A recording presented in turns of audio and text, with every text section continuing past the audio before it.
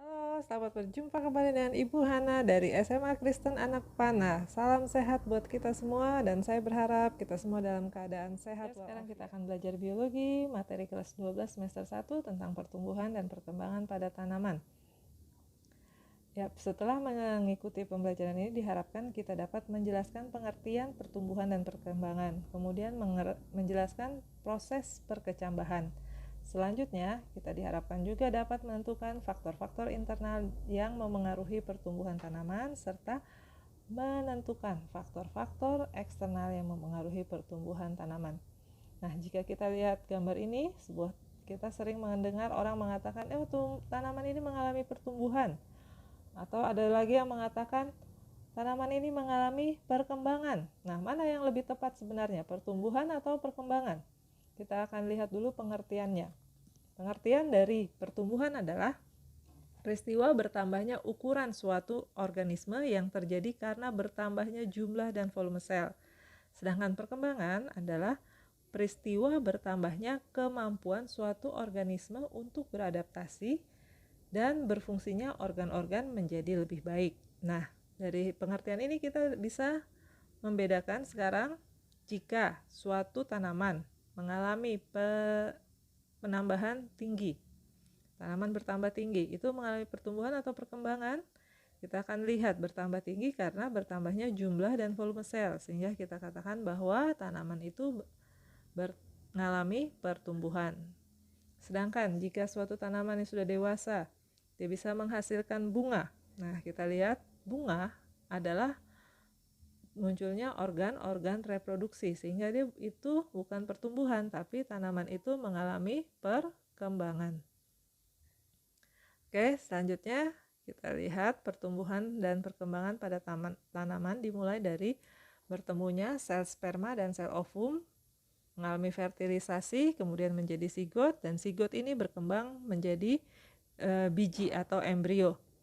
Nah, biji yang mengalami kondisi lingkungan yang buruk, artinya dia kering, tidak mendapatkan air, itu akan mengalami fase istirahat atau fase dorman, di mana sel-selnya tidak mengalami metabolisme. Nah, jika biji ini mendapatkan air dan kondisi yang mendukung, maka biji ini akan mengalami imbibisi dan berkecambah. Setelah berkecambah, biji akan mengalami pertumbuhan, yaitu pertumbuhan primer dan sekunder, setelah itu mengalami perkembangan menjadi dewasa. Nah, proses ini dipengaruhi oleh faktor internal dan faktor-faktor eksternal. Faktor-faktor itu nanti kita akan pelajari selanjutnya. Sebelumnya kita lihat dulu tahapan pertumbuhan pada tanaman. Ya, ada 3 tahap pada pertumbuhan tanaman jika kita mengukur laju pertumbuhannya. Yang pertama, fase lag. Fase lag atau fase perkecambahan ini berlangsung dengan sangat lambat. Setelah berkecambah akan dilanjutkan dengan pertumbuhan yang sangat cepat yang disebut fase log atau fase eksponensial. Setelah pertumbuhan vegetatif berlangsung, maka tanaman akan mengalami perkembangan sehingga menghasilkan organ-organ reproduksi. Nah, setelah tumbuhan ini dewasa, maka pertumbuhannya jadi sangat lambat. Nah, fase yang lambat inilah yang disebut fase linier atau fase stasioner.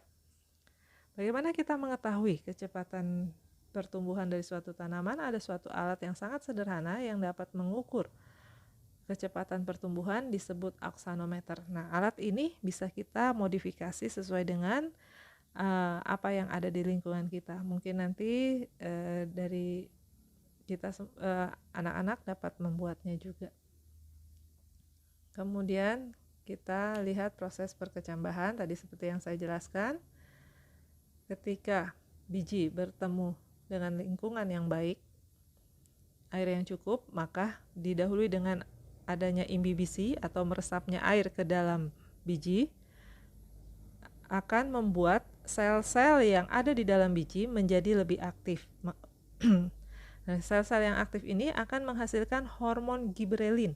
Nah, hormon giberelin inilah yang merangsang sel dapat menghasilkan akar, dapat menjadi plumula, dapat menjadi koleoptil sehingga biji ini bisa berkembang. Nah, untuk makanannya pada saat masih perkecambahan diambil dari endosperm atau cadangan makanan. Ada dua tipe perkecambahan. Yang pertama tipe perkecambahan hipogeal, di mana kotiledonnya tetap tinggal di dalam tanah. Contohnya adalah jagung. Kita lihat di gambar ini, biji jagungnya, endospermnya, kotiledonnya tetap tinggal di dalam tanah. Nah, tipe kedua adalah tipe perkecambahan epigel. Nah, kita lihat di sini pada tipe epigel, nih contohnya adalah kacang tanah. Kotiledonnya tidak diam di dalam tanah, tapi dia terangkat mengikuti pertumbuhan batangnya. Nah, oleh sebab itu karena dia terangkat ke permukaan tanah disebut epigel. Nah, setelah proses berkecambahan ini dilanjutkan dengan proses pertumbuhan primer dan sekunder yang dipengaruhi oleh faktor-faktor dalam, yaitu gen atau faktor keturunan yang diwariskan dari induknya kepada tanaman berikutnya. Lalu bentuk biji. Bentuk biji ini juga sangat mempengaruhi pertumbuhan tanaman. Bentuk biji yang kurang baik akan mempengaruhi struktur tanaman yang kurang baik. Dan faktor yang penting berikutnya adalah fitohormon atau hormon tumbuhan, terdiri atas auksin, giberelin, traumalin, sitokinin, kalin, asam absisat, strigolakton, brasinosteroid, dan asam jasmonat, serta metabolit sekunder yang dihasilkan oleh tanaman berupa gas etilen, biasanya dihasilkan dari ruas-ruas atau buku-buku batang tanaman pada tanaman yang sedang mengalami pemasakan buah. Juga dari buah yang sudah masak juga dihasilkan gas etilen. Nah, sekarang kita akan lihat salah satu hormon tumbuhan, yaitu auksin. Auksin berfungsi untuk pemanjangan batang dan akar tanaman serta pemasakan buah, pembesaran buah. Coba kita lihat, ini ada 3 percobaan yang membuktikan hal itu. Yang pertama, ada 3 buah batang yang dipotong ujungnya. Lalu batang pertama tidak diberikan hormon auksin, batang kedua diberikan hormon auksin di sebelah sisinya, batang yang ketiga diberikan hormon auksin di ujungnya pada bagian atasnya, dan ada matahari di sebelah kanan. Nah, tanaman yang tidak diberi hormon auksin karena ujungnya dipotong, hormon auksin itu adanya di ujung batang, dia tidak mengalami pertumbuhan. Batang yang kedua mengalami pertumbuhan, tapi pada sisi yang diberi hormon auksin pertumbuhannya sangat cepat, sehingga tanaman menjadi membengkok ke arah matahari karena di bagian sebelah yang tidak diberi auksin tidak mengalami pertumbuhan. Sedangkan batang ketiga yang diberi di ujungnya auksin, kita perhatikan mengalami pembengkokan juga sedikit karena hormon auksin yang bagian kena matahari itu mengalami kerusakan sehingga bagian itu tidak mengalami pertumbuhan, sehingga tanaman jadi lebih cepat di bagian yang tidak kena matahari. Akibatnya tanaman terlihat seperti membengkok ke arah matahari. Baiklah, sekarang kita lihat percobaan yang B. Percobaan kedua, ini sebuah pucuk tanaman dipotong, diambil, lalu di bagian dasarnya diberikan hormon auksin. Apa yang terjadi? Pucuk ini menghasilkan akar. Jadi auksin juga merangsang pertumbuhan akar. Begitu juga pada buah. Sebuah buah yang dibuang biji-bijinya, lalu diberikan hormon auksin, dia akan menjadi berkembang lebih besar dan lebih cepat ranum. Sementara yang tidak diberikan hormon auksin, lihat di sebelah kiri, itu tidak mengalami pertumbuhan sebesar buah yang diberikan hormon auksin. Jadi itu adalah contoh dari percobaan yang menggunakan hormon auksin. Lalu kita akan lihat faktor luar.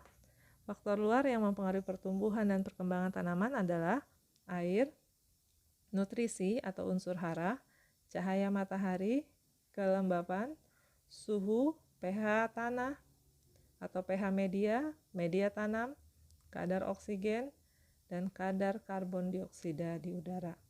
Nah, kita akan lihat salah satu faktor luar yang sangat berpengaruh pada pertumbuhan tanaman adalah cahaya matahari. Cahaya matahari ini membantu proses fotosintesis pada daun tanaman, dan banyak pengaruh dari cahaya ini. Salah satu yang bisa dicoba adalah dengan percobaan yang seperti ada di gambar. Ketika kita meletakkan pot bunga berubah arah menjadi sejajar dengan tanah, apa yang terjadi? Tanaman yang tadinya arah tumbuhnya searah dengan pot, dia menjadi membelok ke atas, ke arah matahari. Nah, hal ini membuktikan bahwa tanaman juga bisa bergerak menuju arah cahaya matahari. Nah, untuk pengaruh-pengaruh faktor dalam dan faktor luar lainnya bisa kita lakukan kajian literatur baik secara offline maupun secara online untuk lebih memperdalam lagi. Terima kasih. Dan selanjutnya nanti kita akan bertemu kembali di pelajaran selanjutnya tentang merancang percobaan tentang pertumbuhan dan perkembangan tanaman. Terima kasih, sampai jumpa.